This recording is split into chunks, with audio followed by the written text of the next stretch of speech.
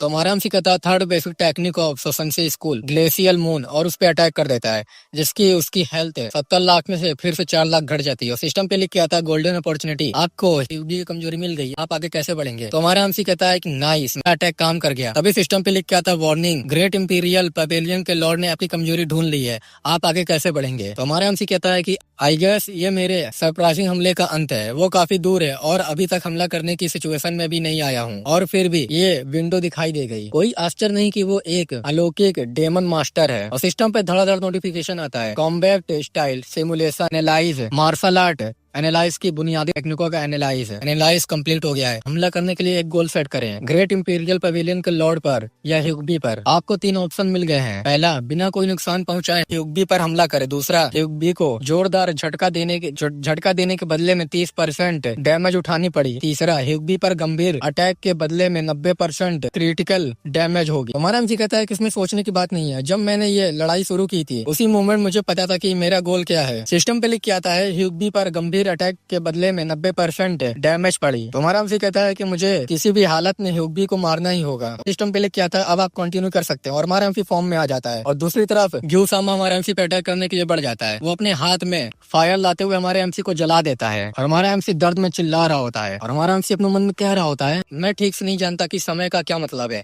लेकिन मुझे लगता है कि मुझे सांस लेने में लगने वाले समय को 10 से विभाजित करना होगा, और फिर उस संख्या को आधे से विभाजित करना होगा। फिर मैं ग्यूसामा के हमले से उत्पन्न गर्मी को एब्जॉर्ब करने के लिए सोऑन टेक्निक का यूज करूंगा, और जैसे मैं अपना बॉडी घुमाता हूँ मैं अपनी तलवार एक तरफ घुमाऊंगा। फिर हमारा हमसे अपना तलवार घुमाता है और सीधा उस पर अटैक कर देता है ह्यूगबी पर, और वो जल रही होती है और दर्द में चिल्ला रही होती है और वहीं मर जाती है। और हमारा एमसी कहता है मुझे याद है कि सिक्वाइड कैंप में वो हमें क्या कहा करते थे, तलवारबाजी की मूल टेक्निकों में से एक तलवार चुराना। उन्होंने कहा कि अगर हम अपनी बुनियादी तलवार टेक्निक को पूर्ण करने के लिए कई मेहनत करें तो किसी दिन हम पर पावरफुल परिवर्तन जैसे तवादी को टेक्निकों का यूज करने में एबल हो जाओगे। न्यूनतम प्रयास से बड़े हमलों का मुकाबला करने का एक तरीका है अपने अपोनेंट की पावर का उनके विरोध यूज करके। सिस्टम पे लिख के आता है सिमुलेशन मोड अब खत्म हो गया है। हमारा एमसी कहता है कि मुझे देखने दो कि क्या यह काम करता है, और दूसरी तरफ हमारा एमसी वो गले से पकड़ के उठा देता है और कहता है कि तुम लिटिल बास्टर्ड, और हमारे एमसी का मास्क पिघलने लगता है और कहता है कि ये तो तुम हो। तो हमारा एमसी उससे कहता है क्या हुआ, क्या तुम मुझे देखकर हैरान हो। वेल मेरे पास तुम्हारे लिए खबर है, ये सच में अभी भी हुआ है। तुम बस यही कर सकते थे कि खड़े होकर देखते रहो कि तुम्हारा सबऑर्डिनेट मर रहा है। अगर मैं इस पर विचार करूं तो मैंने अपने सबऑर्डिनेट को अबेंडन नहीं किया, लेकिन तुमने किया। ग्यूसामा गुस्से में हमारे एमसी का गला दबाने लगता है और वहीं मर जाता है। हमारा एमसी फिर से वापस आ जाता है और अपने मन में कहता है कि मुझे अपने पूरी बॉडी में फायर मास डेमन टेक्निक की गर्मी महसूस हुई। ये नरक के समान पीड़ादायक था। मैंने अपनी पिछले जन्मों में भी ऐसा दर्द कभी महसूस नहीं किया था। फिर भी कम से कम सिमुलेशन काम कर गया और मैं ह्यूगबी को हराने में कामयाब रहा। और हमारे एमसी के ऊपर 5 कॉइन लिखे हुए होते हैं। मैं 3 करोड़ कॉम्बैक्ट पावर वाले जानवर को कैसे नुकसान पहुंचा सकता हूँ। मैं ये बिलीव नहीं करना चाहता हूँ कि जब मैं ज्यादा पावरफुल हो जाऊंगा तो किसी दिन ये संभव हो सकेगा, लेकिन अभी तो उसकी लड़ने की पावर बहुत ज्यादा है। मैं अभी उससे लड़ने के लिए तैयार नहीं हूँ। मैं यूं ही जीवन बर्बाद नहीं कर सकता, लेकिन कम से कम मुझे ह्यूगबी को मारकर और उसके चेहरे पर गुस्से से भरी नजर देखकर अपना आधा बदला मिल गया। मुझे इस बात पर विचार करना होगा कि इससे कैसे बाहर निकला जाए। पहला, मुझे जोक्संग को उससे दूर करना होगा। ग्यूसामा केवल तब सामने आया जब मैंने जोक्संग का विश्वास पूरी तरह से प्राप्त कर लिया था। इसलिए मुझे ग्यूसामा के प्रकट होने से पहले जोक्संग को कहीं और भेजना होगा। हमारा एमसी कहता है कि वेट, मेरी स्वॉर्ड का क्या हुआ, और इधर उधर देखने लगता है और कहता है कि मैं इसे अपने टूल बॉक्स में रखना भूल गया। अरे यार, ये तलवार एक डिवाइन वेपन था जिसने मेरी सभी क्षमताओं को बढ़ा दिया। मुझे ऐसी दूसरी तलवार कहाँ मिलेगी। वेट अ मिनट, क्या ये अभी भी वहीं हो सकता है जहाँ मैंने इसे खोया था। ऐसा नहीं है कि मैंने तलवार चुराई है,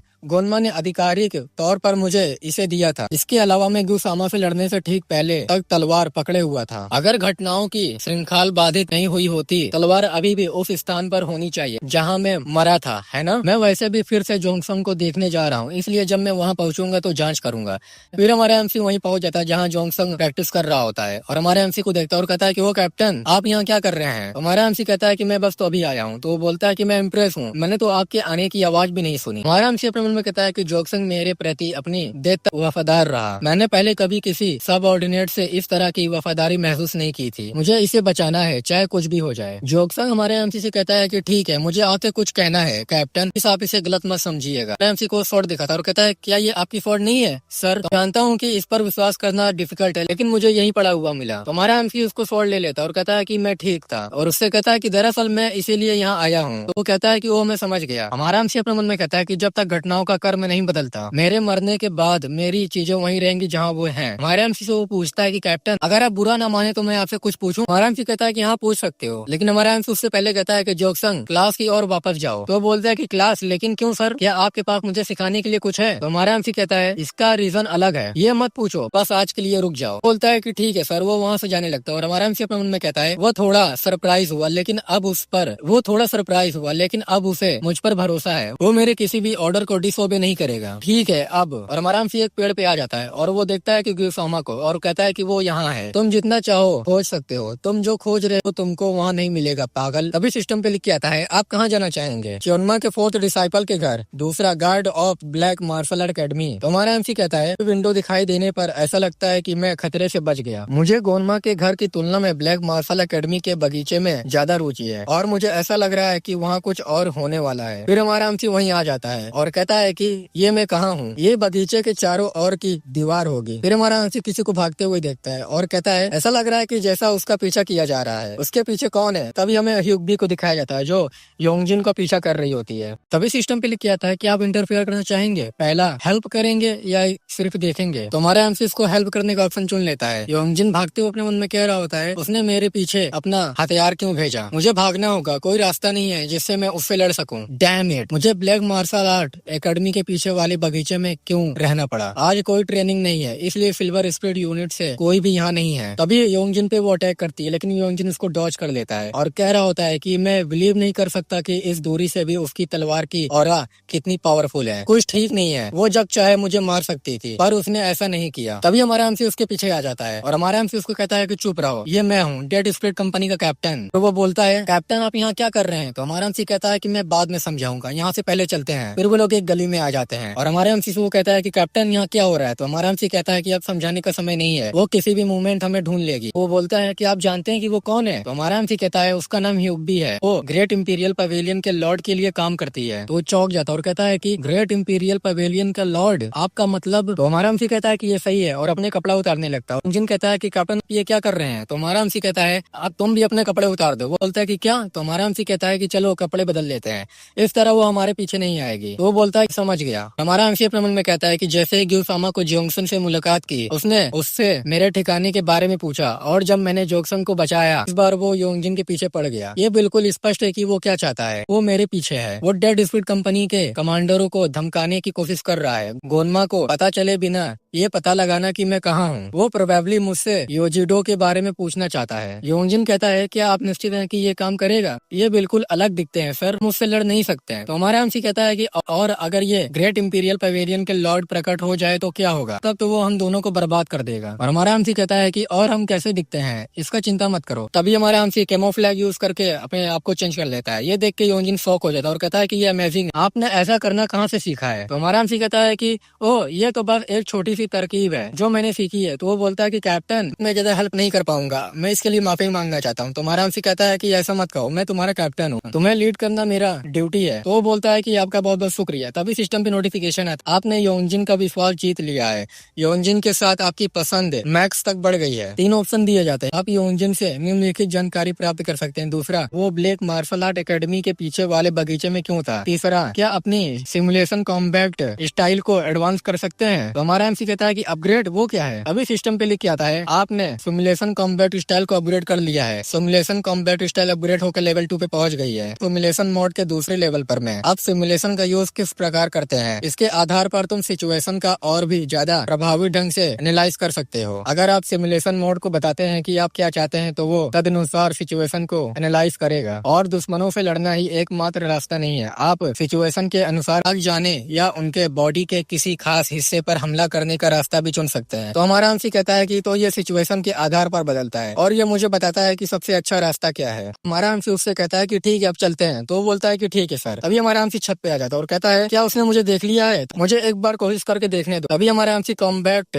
स्टाइल सिमुलेशन लेवल 2 का यूज करता है और हमारा एमसी कहता है कि मुझे कोई रास्ता नहीं दिख रहा है। ओ मुझे अभी याद आया कि मुझे उसे बताना है कि मैं क्या चाहता हूँ। तभी हमारा एमसी कहता है कि मुझे दिखाओ कि ह्यूगबी से कैसे भागना है। तभी सिस्टम पे लिख के आता है कि एनालाइज सॉल्यूशन फाउंड हो गया है। डेथ बैंडेड कंपनी का कैप्टन 0.8 मील दूर है। रास्ता तीर से दिखाया गया है। अभी हमें दिखाया जाता है कि पूरी जगह को एनालाइज किया जा रहा होता है। हमारा एमसी कह रहा होता है क्या मुझे इसको फॉलो करना होगा, देखते हैं ये मुझे कहाँ ले जाता है। तभी हमारा एमसी उस तीर को पीछे करने लगता है और सिस्टम पे लिख के आता है अनड्रॉसिएबल phantom step 4 face MBT surface और हमारा एमसी दो जोर से तेजी से भागने लगता है और उसी एरो को पीछा कर रहा होता है बार बार और एक जगह आके रुक जाता है। सिस्टम पे लिख के आता है आप डेस्टिनेशन तक पहुंच गए हैं। अभी हमें डेथ बैंडेड कंपनी के कुछ लोग को दिखाया जाता है।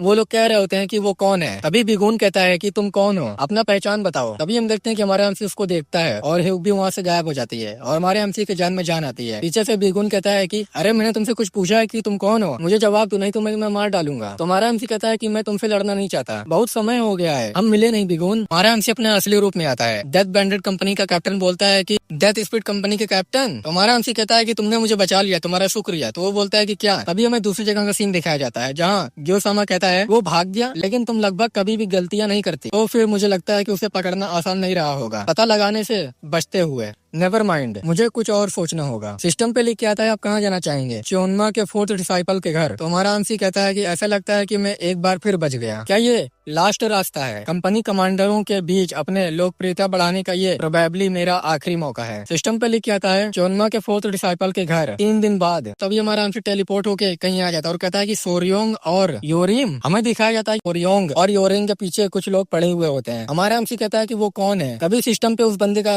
स्टेटस दिखाया जाता है, उसका नाम जोगवा होता है। वो ग्रेट इंपीरियल पवेलियन के एलाइट एजेंट में से एक होता है। उसका हेल्थ 33 लाख होती है, इंटरनल एनर्जी 22 लाख होती है, वो सुप्रीम मास्टर पे होता है और कॉम्बैट पावर 44 लाख होती है। ये देख के हमारा एमसी चौंक जाता है। सिस्टम पे लिख के आता है great imperial pavilion elite agent 10 एजेंटों की एक इकाई जो ग्रेट इंपीरियल पवेलियन के लॉर्ड के लिए सीक्रेट मिशनों को अंजाम देती है। तो हमारा एमसी कहता है कि एलाइट एजेंट। यूरियम कहता है कि ये बास्टर्ड कहाँ से आए हैं और इन्हें कैसे पता चला कि हम कहाँ हैं। डेड एजेंट में से एक बंदा बोलता है कि नेवर माइंड, चलो हमें आंसर दो, डेड स्पीड कंपनी का कैप्टन कहाँ है। तो यूरियम बोलता है कि क्या। तो हमारा एमसी अपने मन में कहता है मुझे पता होना चाहिए था कि वो मेरे पीछे थे, वो सापित ग्योसामा निश्चित रूप से रेजिस्टेंट है। तो यूरियम कहता है कि आखिर हम कैसे जाने। तो बंदा बोलता है कि लगता है तुमसे बात करने से काम नहीं चलेगा। तो यूरियम कहता है कि डैम इट, मैंने सुना है कि लॉर्ड गोन्मा अचानक हमें ढूंढ रहे हैं, तो मैंने सोचा कि शायद हम कोई नई टेक्निक सीखने जा रहे हैं। तो सोरियोंग कहती है कि मुझे यकीन है कि ये सब उनकी योजना का हिस्सा था, हमने लॉर्ड गोन्मा से सीधे तौर पर कुछ नहीं सुना। और हम देखते हैं कि वो तीनों अटैक कर देते हैं उन दोनों पर। तो यूरियम एक बंदे को रोकता है और सोरियोंग एक बंदे के अटैक को रोकती है और हमारा एमसी ये सब ऊपर से देख रहा होता है और कह रहा होता है अपने मन में वो दोनों अकेले इतने स्ट्रांग नहीं है, उनके पास कोई मौका नहीं है। तभी सिस्टम पर नोटिफिकेशन आता है आप क्या करना चाहेंगे, फाइट करेंगे या थोड़ी देर और देखेंगे। और हमारा एमसी ये देख के अपने मन में कहता है कि मुझे क्या करना चाहिए, वो बस ये जानना चाहता है कि मैं कहाँ हूँ। वो प्रोबेबली सोरियोंग और यूरियम को नहीं मारेगा लेकिन मैं जोगसोंग जैसी गलती नहीं करना चाहता, ज्यादा मत सोचो। तभी हमारा एमपी फाइट का ऑप्शन चुन लेता है और वो पेड़ पे खड़ा हुआ होता है और वहाँ से जंप लगा देता है और सिस्टम पे लिख के आता है कॉम्बैट स्टाइल लेवल 2, आप किस तरह का सिमुलेशन रन करना चाहेंगे। तो हमारा एमसी कहता है कि मैं जानना चाहता हूँ कि सभी एजेंटों को कैसा मारा जाए। तभी सिस्टम पे लिख के आता है एनालाइज सॉल्यूशन फाउंड, आप 60% डैमेज के बदले में ग्रेट इंपीरियल पवेलियन के सभी एजेंटों पर गंभीर हमला कर सकते हैं, आप कंटिन्यू करें। और हमारा एमसी एक जोरदार अटैक करता है लेकिन वो डॉज कर लेता है और हमारा एमसी कहता है मुझे 60% डैमेज सहने का विचार पसंद नहीं है, लेकिन मैं सिमुलेशन की मदद के बिना इन सभी एजेंटों को नहीं मार सकता। और एक बंदे का गला काट देता है। दूसरा बंदा अटैक करते हुए कहता है कि तुम कौन हो और हमारा एमसी ससंसी स्कूल एलिमेंट ब्लास्ट का यूज करके अटैक कर देता है। वो लोग कह रहे होते हैं कि ये क्या बकवास है, मैं इतनी तेजी से नहीं चल सकता। हमारा एमसी अल्ट्रा सेवल फैंटम का यूज करके उन दोनों को मार डालता है। तभी एक बंदा हमारे एमसी पे अटैक करता है पीछे से, लेकिन हमारा एमसी उसको डॉज करता है और कहता है कि मैं इस समय मैं उस बड़े हमले के बाद इससे बच नहीं सकता, मुझे बस एक झटका सहना होगा। और हमारा एमसी कहता है 9th बेसिक टेक्निक इल्वोन्फो स्कूल फ्लाइंग फैंटम फॉर्ड, और उसको भी वहीं जॉन से मार डालता है। तभी हमारे एमसी के पीछे से एक बंदा अटैक कर देता है जिससे हमारे एमसी को लग जाता है। हमारा एमसी कहता है कि ये 60% डैमेज होनी चाहिए, इसका सिमुलेशन में लिखा गया था। और अपने मन में कहता है कि सिमुलेशन अभी खत्म नहीं हुआ है, मुझे उन्हें खत्म करना है। तभी यूरिन कहता है कि कैप, तभी हमारा एमसी कहता है कि अभी चुप हो जा। तो वो बोलता है कि हाँ सर। हमारा एमसी अपने मन में कहता है कि वो एजेंट मेरे पीछे पड़े हैं, मैं उन्हें अपनी असली पहचान का पता नहीं लगाने दे सकता। तभी सिस्टम पे लिख के आता है सिमुलेशन फेल, आपने गलत हरकत की। और दूसरी तरफ वो बंदा अटैक कर देता है। हमारा एमसी अपने मन में कहता है कि शिट, मैं बंद गया हूँ, और उसका अटैक आ ही रहा होता है। उस बंदे को कुछ होने लगता है और वो वहीं ब्लास्ट हो जाता है। हमारा एमसी कहता है कि एक एक्सप्लोजन। तभी हमारे एमसी को आवाज आता है, कोई कहता है कि मुझे यकीन नहीं हो रहा है कि उन लोगों ने सिल्वर स्पिरिट यूनिट पर हमला किया। तभी हम देखते हैं कि यह गिवसामा होता है, और गिवसामा कहता है कि उनकी कितनी बेकार किस्मत थी। तभी योरिन कहता है कि आप यहाँ क्या कर रहे हैं। तभी वो चुटकी बजाता है तो सभी लोग वहाँ मर जाते हैं और एक्सप्लोजन से। तो हमारे एमसी अपने मन में कहता है कि जरा रुको, क्या वो उन नकाबपोश एजेंटों को सारा नामो निशान मिटाने की कोशिश कर रहा है, क्योंकि वो नहीं चाहता कि किसी को पता चले कि वो उसके लिए काम करते हैं। मैं हमेशा से जानता था कि वो हार्टलेस है, लेकिन मैं विश्वास नहीं कर सकता कि वो कमीना अपने सबऑर्डिनेट को कीड़ों की तरह कुचल देगा। गिवसामा कहता है तेरा एकदम पास से होकर गुजर गया, क्या तुम सब ठीक हो। तभी हमारे एमसी पे नजर जाती है और कहता है कि तुम एकदम वॉरियर लगते हो, तुम किसके लिए काम करते हो। बाय द वे तुम फैमिलियर लग रहे हो, क्या हम पहले मिले हैं, क्या तुम अपने मास्क उतार सकते हो तुम्हारी जान बचाने के लिए एक एहसान के रूप में। तुम अपना इंट्रोडक्शन क्यों नहीं देते, तुम बोल क्यों नहीं रहे हो। हमारा एमसी अपने मन में कहता है कि अरे मुझे क्या करना चाहिए, मैं मना करने का कोई बहाना नहीं सोच सकता, मुझे उसका ध्यान भटकाने का कोई रास्ता निकालना होगा या फिर भाग जाना होगा। बिल्कुल नहीं, उसके जैसे जानवर से बच पाना नामुमकिन है।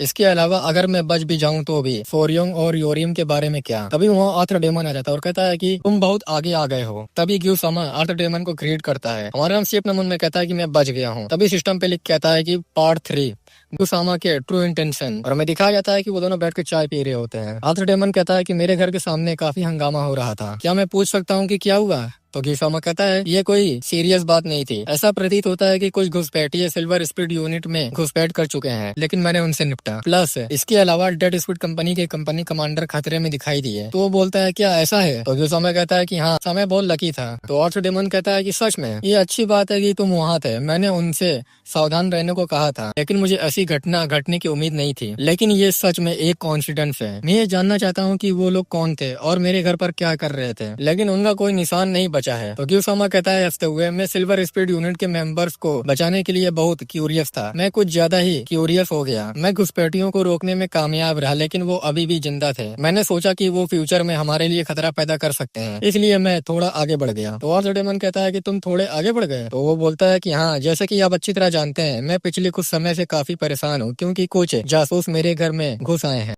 अगर मेरी वजह से आपको कोई असुविधा हुई हो तो मुझे माफ करिएगा। और आर्थर डेमन कहता है कि ये सब ठीक है, माफी मांगने की कोई जरूरत नहीं है। खैर तुम मुझसे बात क्यों करना चाहते थे। तो वो बोलता है कि लॉर्ड सैल्मर चाहते थे कि मैं आपको एक मैसेज डिलीवर करूं। तो वो बोलता है कि कैसा मैसेज। तो वो कुछ देता है और कहता है कि मैं ये कहना नहीं चाहता था, इसलिए मैंने इसे लिख लिया, और उसमें लिखा हुआ होता है तुम जो कर रहे हो उसे बंद कर दो। तो आर्थर डेमन कहता है क्या फर्स्ट डिसाइपल ने सच में ऐसा कहा था। तो गिवसामा कहता है कि मैंने बस वही लिखा जो मुझे बताया गया था। तो आर्थर डेमन कहता है कि सच में, और उसके मुंह पे वो फेंक देता है उस मैसेज को, और गुस्से में बोलता है अगर मैं नहीं रोकूंगा तो तुम क्या करोगे, यही मेरा जवाब है। तो गाइस ये एपिसोड यहीं खत्म होता है। आई होप आप लोग को वीडियो अच्छी लगी होगी, तो वीडियो को लाइक कर दीजिएगा, चैनल को सब्सक्राइब कर दीजिएगा और कमेंट कर दीजिए तुम लोग को वीडियो कैसे लगी। हम लोग मिलेंगे नेक्स्ट एपिसोड में, तब तक के लिए बाय बाय।